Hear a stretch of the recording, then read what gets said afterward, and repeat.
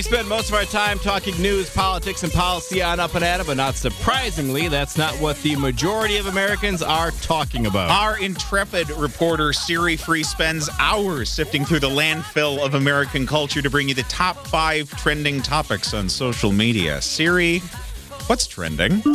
Number 5. Well, we had a holiday this week that was trending online. Yes.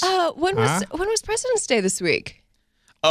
This was on Monday. Oh, no. We had to work. No, President's Day falls on a Monday, but like Lincoln's birthday falls not necessarily on a Monday. Ben, you're wrong. It's not President's Day? No. What? The correct answer is never. There's no such thing as President's Day. What? It's But people get a day birthday. off.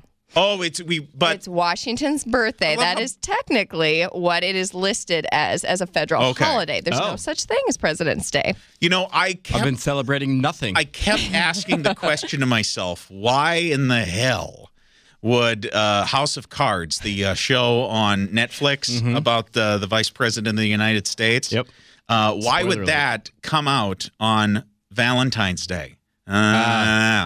It came out on President's Day weekend. Yes. So, wink, wink. Or as Siri and I call it, George Washington's birthday weekend. I'm surprised. If anybody should know details like that and get upset about it, Ben, it's you. It is you. I'm sorry. I'll do better. You have a year. Castigate myself later. Well, just in case you don't believe me, you can pull out your, it's not gross. What does that mean? Ugh.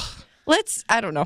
Pull out the handy United States Code you got lying around. Check in Section 6103A of the Title 5, and there it be. So maybe next week, Ben, you, as your punishment, you can bring a report of why that is and what the history is behind that. Okay.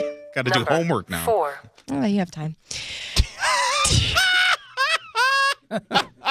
How dare you? Oh, She means you don't have a Do life. I lie? Ben, do I lie? No. I don't have much time in my. I am a busy man. Very busy man. I understand. Yeah. Hey, Jack, do you ever talk to Angela? Who? What? Do you ever let Hug Nugget talk to Angela? Who is? I don't even know. Talking Angela is a cute little kitty who is the star of a app and video. Do you ever use Hug Nugget?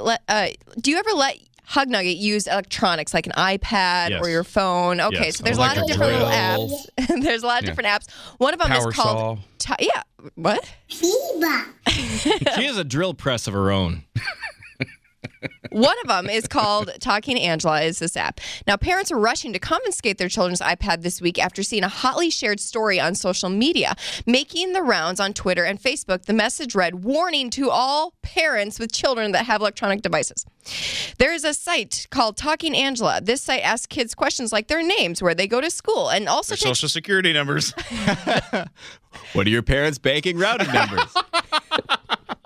It also Where do your takes parents keep the good stuff? pictures of their faces after they push a heart on the bottom left corner with a notice. So please check your children's iPods and all to make sure they don't have this app. Please pass the message on to your friends.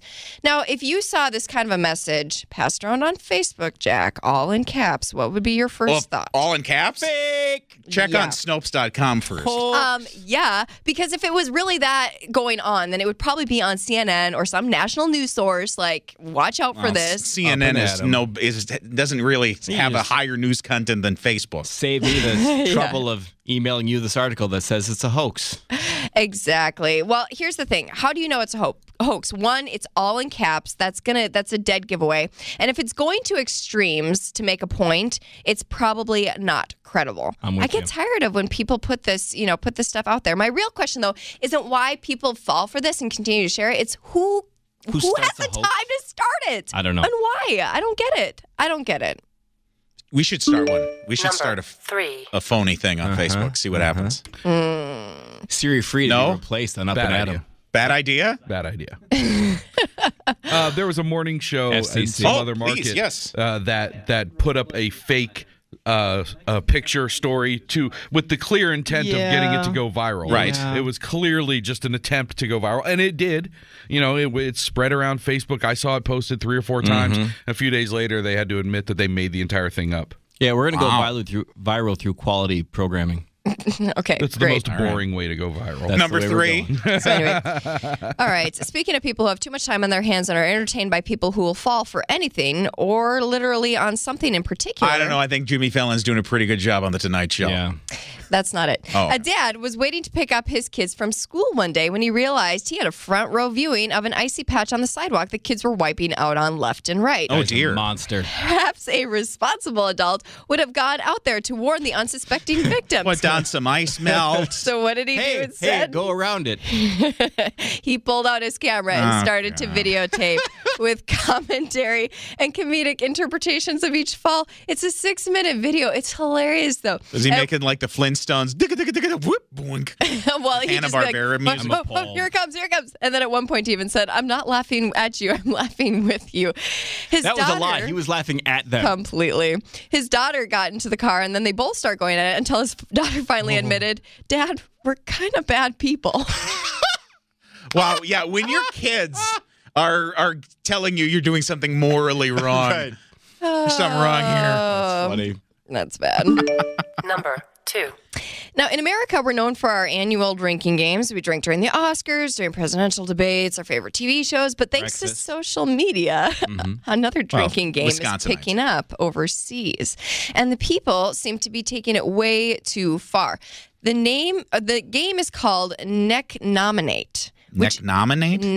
Neknominate. Was this in all caps on Facebook? It's true. It's actually true. CNN did a story on it. It's believed to have. It is believed to have originated in Australia. What it involves is you filming yourself downing a drink, often alcoholic, at a And then it's very pronounced large. neknominate. Whatever. Very large qualities, and then nominating. No, it's neknominate because you nominate a friend to outdo you. All this is posted on social media, be it Facebook or YouTube. The game spread quickly to across the UK, and soon the rules got tossed out just as fast as the alcohol went down people's throats. It's not just the alcohol levels either that they're consuming. It has become extremely daring, extremely outlandish. Like one gal went to a grocery store and she stripped down and then chugged something, and then attention. Stop. Another guy instead of just finish that story. Describe it slowly. Color was her hair. No, damn it. Another was drinking out of a toilet. I neknominate you to drink out of a toilet, Jack. Rather drink Schlitz. Some people have put goldfish, insects, and even a dead rat into their drinks. So it's just like a one-upmanship of drinking? It is, but do we need an excuse to drink more alcohol? I have never understood. It's really dangerous, though. I never understood drinking games. Why you needed a game around drinking? Just drink. Well, people wanted to get attention. They wanted to be crazy and out there. Five people more fun. 5 people have died already from this. So they're really trying to. Some people are calling for Facebook to pull the videos down, citing that if the thrill wasn't there for your friends to watch, it would rapidly fizzle out. And I actually this is the alcohol version of the cinnamon game. It ends. You want to play my game 1, 2, 3 drink? I get you a drink and I say 1, 2, 3 drink, and then you drink. Are you insinuating that I've been drinking?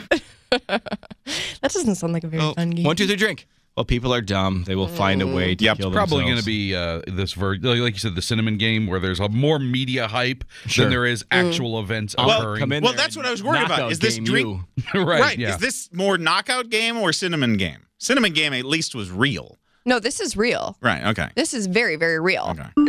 Number 1. And the number 1 trending topic this week was, again, the Sochi Olympics. Again, since they're going to be until Sunday is when they end, they're still trending, but this time not for anything the Russians did.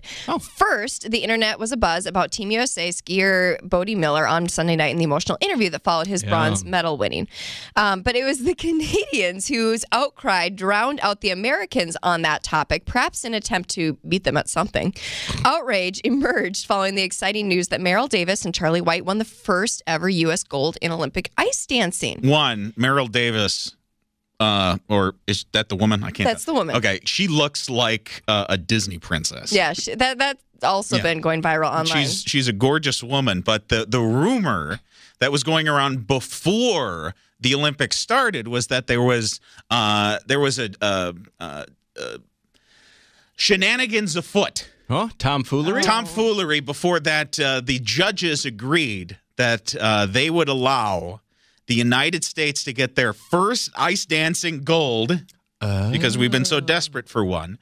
First ice dancing gold at the Olympics if in the new team sport, the new team figure skating, if Team Russia would win gold in that. That was what they said beforehand. And what happened at the Olympics?